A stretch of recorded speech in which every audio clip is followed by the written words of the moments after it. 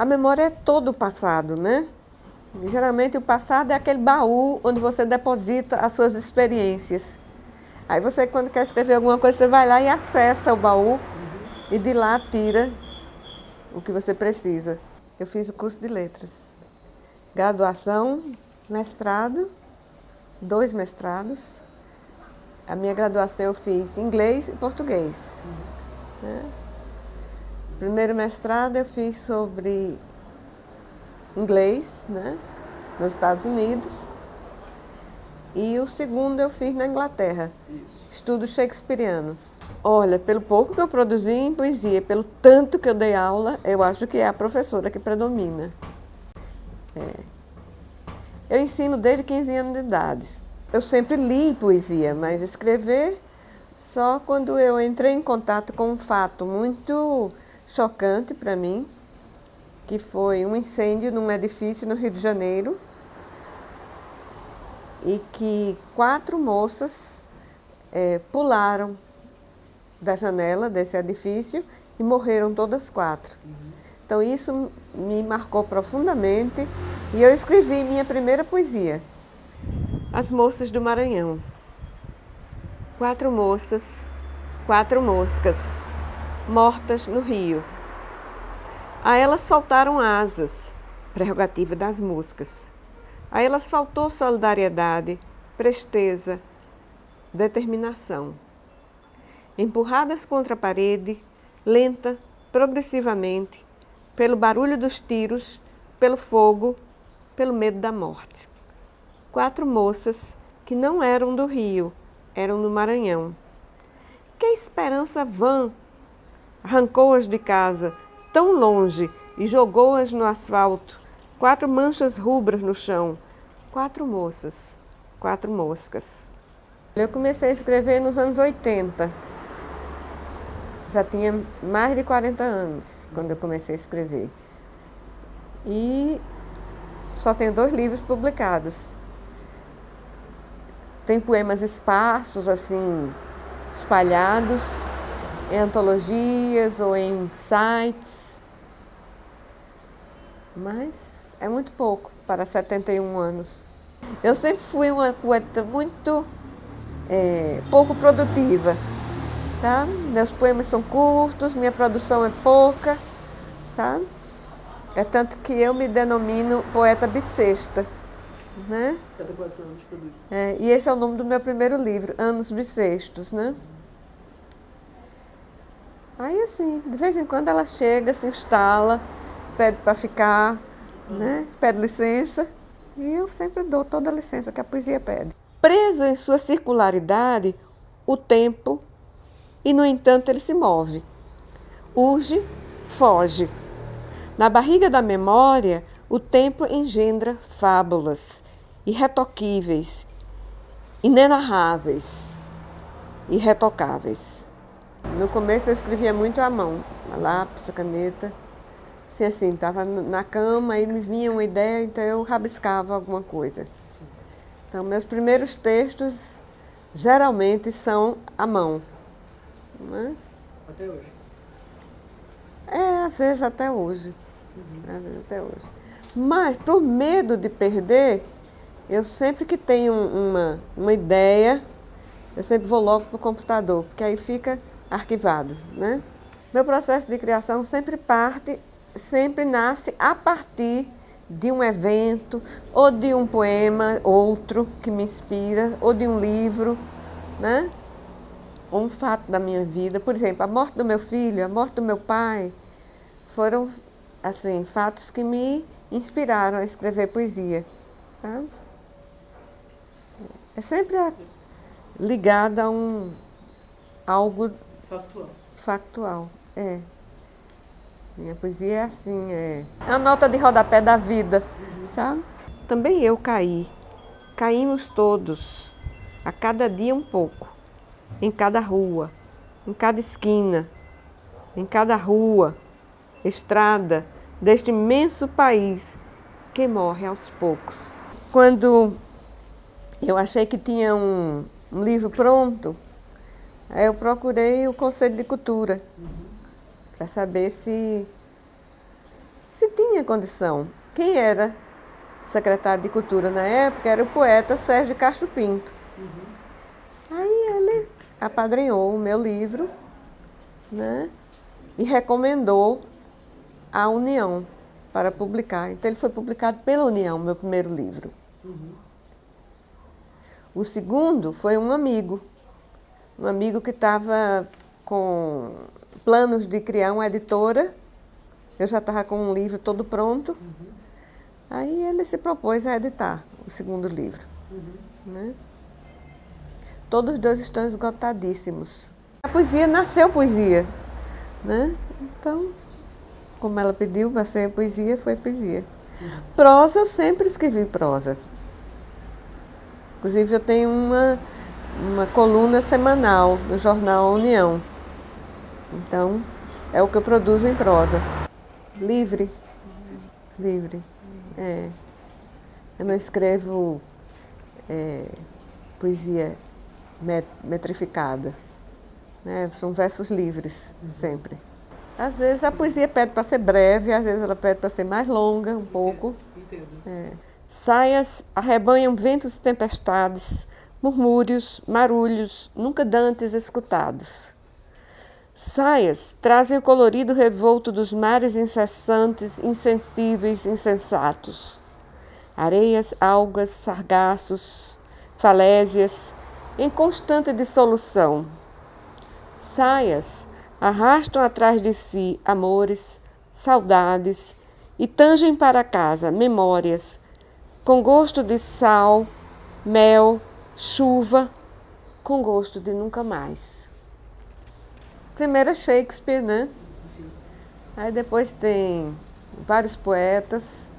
Aqui na Paraíba eu indicaria Sérgio de Castro Pinto, né?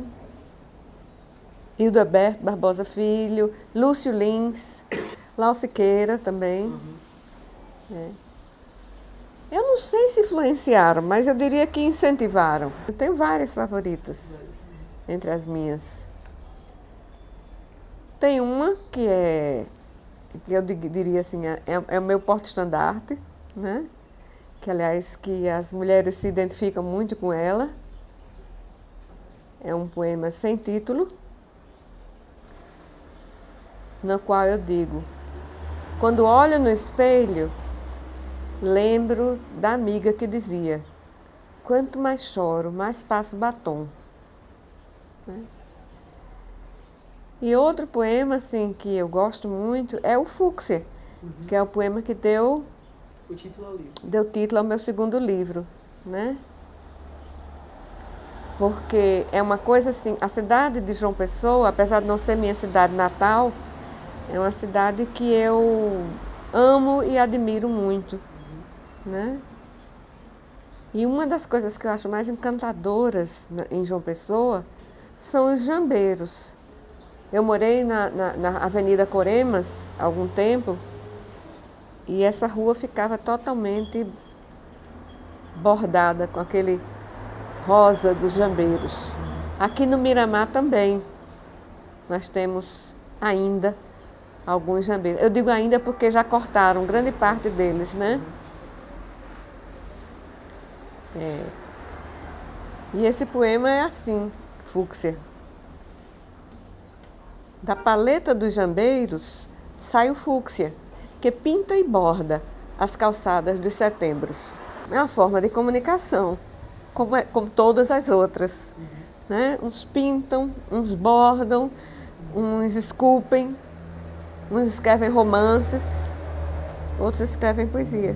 Poesia tem tudo a ver com a música, né? Porque, inclusive, tem música, a poesia tem música, né? No próximo bloco eu gostaria de ver a Gláucia Lima, né? Que além de ser uma cantora de primeira, ela é muito ligada à questão das artes na Paraíba.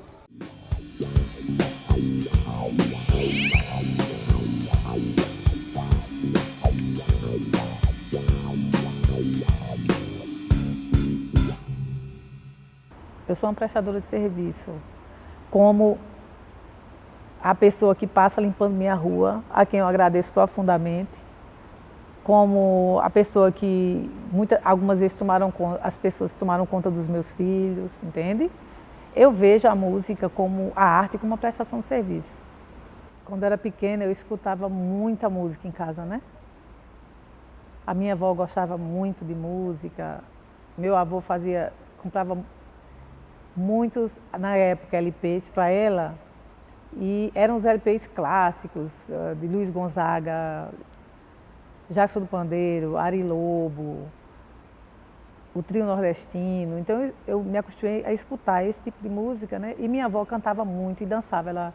Às vezes ela escutava, botava os LPs na vitrola, na radiola, que a gente chamava, né? E aí ela saía pegando a gente para dançar, ficava dançando por dentro da casa. Ela tinha esse espírito alegre e bem musical, né? E eu me acostumei a isso.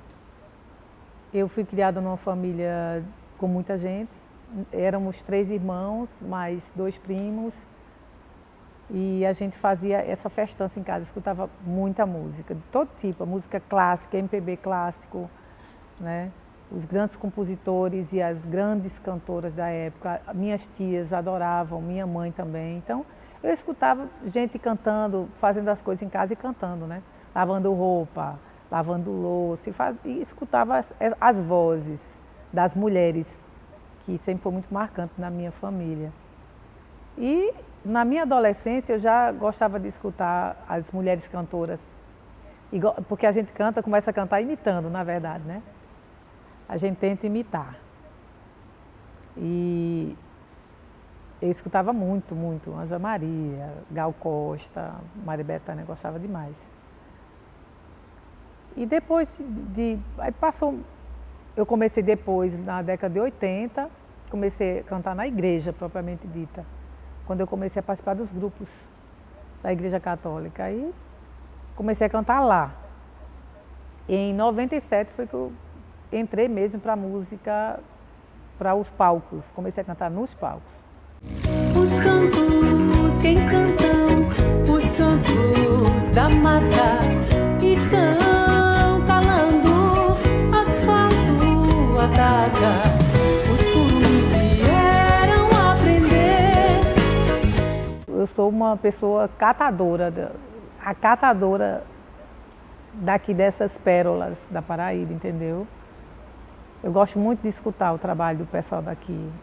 E quando eu comecei a cantar, eu já comecei a cantar as músicas da Paraíba. No projeto Cantoras do Povo, eu já cantava as músicas produzidas aqui, né? Aí eu gosto, não tenho vontade de cantar, algumas vezes sim, alguma música que é conhecida, coisa assim, mas eu já entendi que o meu trabalho é esse, o meu serviço é esse, é registrar e difundir essa música que é feita aqui. A pedra bonita, polida à mão, uma menina um ganzá e um ancião. Eita, pedra bonita, polida à mão, uma menina um ganzá e um ancião batendo um tambor e um batuque que dá uma leveza na alma, uma leveza na alma, uma leveza na alma, esse batuque me dá. Eu estou muito ligada nas expressões populares, né? E como eu sou de família afrodescendente, eu sou descendente de uma família, meus antepassados eram negros, né? Talvez fossem até escravos, eu não sei, né? A família do meu pai era assim, na família da minha mãe também tinha pessoas descendentes de índio. Então eu trago essa história, essa relação com o tambor muito forte na minha vida, né? Por isso que entram os ritmos também, os ritmos afro-brasileiros, os ritmos indígenas no meu trabalho. Eu valorizo, reconheço a importância e sou uma difusora também, né? De uma certa forma. Subo, subo, subo, a ladeira, desço, desço, desço, a ladeira, subo, subo, subo, a ladeira, desço, desço, desço, a ladeira.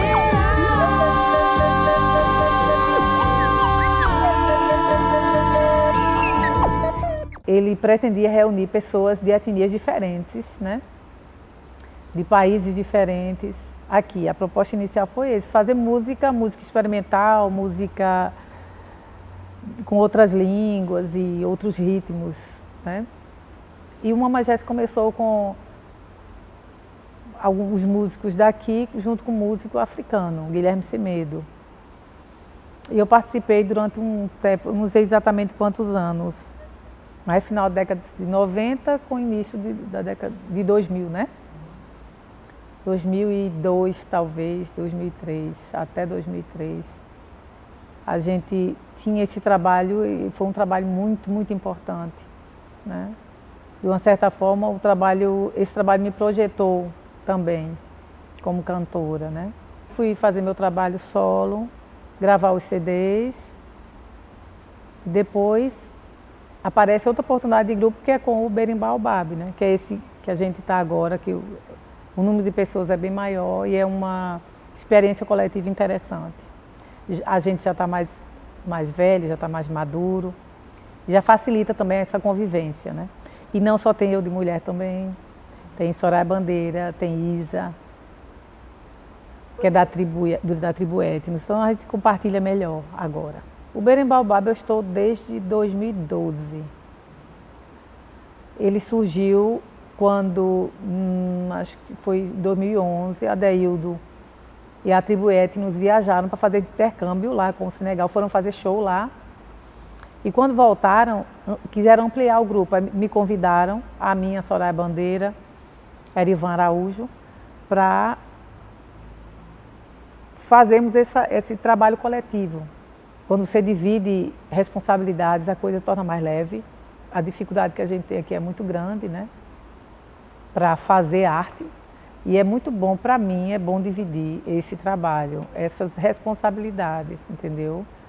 Eu sou intérprete. Eu pego as pérolas dos nossos compositores e eles dizem, olha, alguns dizem assim, olha, essa música é sua, porque a gente se identifica, né? E ela fica tão dentro da nossa alma que às vezes dá a impressão até que a música é minha. E às vezes o pessoal diz que é, mas eu estou sempre deixando claro que eu não sou compositora, sou só intérprete. Patroa, um sabão é muito pouco pra tanta peça de roupa. Já que sobrou um pedaço, eu aproveito e lavo a minha, né? Graças à vida, só caminha ao meio-dia. Vira essa caboré, hoje à noite eu vou dançar. Adeildo Vieira é uma pessoa extremamente, um grande artista, maravilhoso, tem uma obra muito bonita. E ele tem uma importância muito grande na minha vida profissional e pessoal também, que é um grande amigo. Ele dirigiu, foi o diretor musical dos 2 CDs que eu tenho, tanto Mistério e Zanzar. E aí ele sempre me instiga a gravar, a fazer show, sempre. Ele é uma pessoa que está sempre na frente e sempre me ajuda nesses processos todos. E a ideia foi dele de colocar o projeto no FMC, de gravação do DVD Zanzar, né, que eu já tinha gravado o CD e aí fui gravar o DVD em 2008 com algumas participações, né. Tem muita gente nova produzindo e as pessoas mais veteranas, os mais velhos, continuam produzindo. Então você tem agora sempre mais e mais opções. Para onde você se vira? Na minha casa tem um berço de opções, né? Na minha própria casa, né? Porque meus filhos são compositores. E quando eu saio, que vou para qualquer lugar onde tem música autoral, eu digo, meu Deus do céu, é coisa demais. As pessoas não param de fazer música, fazer arte aqui. Fazer música com qualidade, não param. É muito bacana, porque renova muito. Renova os intérpretes, renova a cena, entendeu? Eu gosto muito. Renova a minha alma, na verdade. Eu tenho esse projeto que eu faço com meus filhos agora. Família é Quem Vem, que é nome de uma música do mais velho, Bruno Miranda. Como eu acompanho meus filhos desde pequeno, né? E a gente escuta música, muita música. Na minha casa, eles até antes de nascer escutavam música de todo tipo na barriga e depois que nasceram, música do mundo, entende? Não é só música daqui, é música do mundo. Então, essas influências todas ficaram gravadas na mente de cada um. E na hora que foi para sair, ludicamente, a princípio, eu nunca fui de... Levava meus filhos para ver as coisas, para ver show, para ver teatro, para ver cinema, mas nunca fui de influenciar diretamente, entende? Porque eu achava o seguinte, se você está num ambiente que lhe propicia isso aí, de uma forma ou de outra, as informações elas vão sair algum dia, se não forem castradas, né? Se não forem reprimidas, entendeu?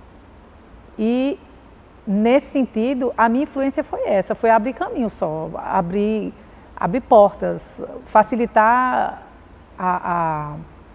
os ouvidos dele, entendeu? De cada um.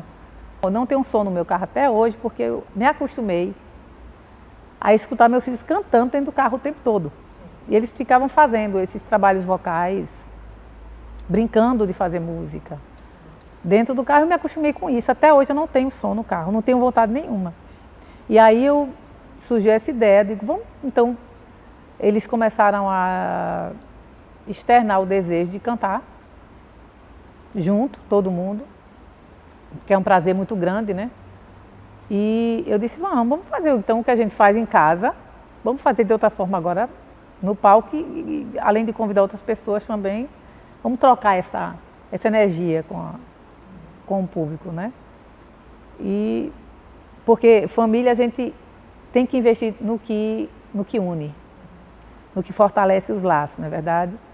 Porque família não é fácil, tem um cotidiano difícil, a gente sabe, de relações. Mas se tem algumas coisas que unem, então vamos investir nas coisas que unem, porque vai reenergizando, amorizando a relação, né? Aí é isso também, é um processo amoroso. Trabalhar com a família. Olha, o desafio maior é você ter que ser cantora, produtora, entendeu? Você tem que cantar de noite, relaxada, afinada, bem vestida, maquiada, e você tem que trabalhar o dia inteiro. Até varrer um palco, que eu já fiz isso. Como é que você vai cantar à noite e você varre um palco de tarde? A pessoa a garganta que você não pode comprar outra, você tem que usar aquela garganta cheia de poeira. Tá entendendo? Então esses desafios assim, e isso aconteceu no começo da minha carreira e poderia acontecer agora, da mesma forma. Porque a gente tem esses desafios, a cultura ela sofre muito quando o país entra numa desestruturação que está o nosso país, entende? Quando a gente vai começando a respirar melhor, aí essa desestruturação política dá uma rasteira que a gente tem que segurar onde a gente tiver para poder ainda buscar oxigênio, ainda ter um pouco mais de oxigênio. A música, para mim, ela dialoga talvez com todas as expressões artísticas, né? Porque a música tem a poesia, a música tem a dança, já que raramente eu canto quieta, eu tenho que movimentar, meu corpo ele acompanha de uma certa forma a música, entendeu? Não é a música, o meu corpo interpreta o meu entendimento da música, porque isso independe de você pular dançando, cantando um blues ou mexer só o braço cantando rock, entende? Independe, é a sua interpretação, é a sua performance. Então a música ela reúne isso tudo, essa performance física, né? A performance corporal, a poesia, as artes plásticas, porque você é uma tela também. Uma leveza na alma.